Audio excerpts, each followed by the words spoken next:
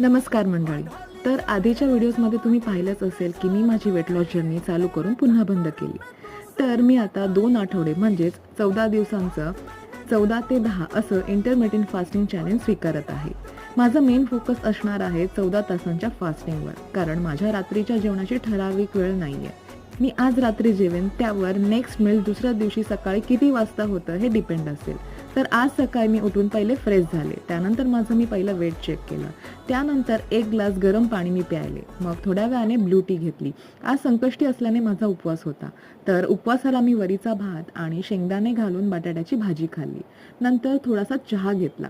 नंतर इव्हिनिंगला मी चालायला गेले. तिथून आल्यावर लिंबू सरबत घेतलं, खूप बरं वाटलं. मग आज संकष्टी स्पेशल डाळ, भात, मुगाची भाजी, साखरी भात आणि लोणचं होतं.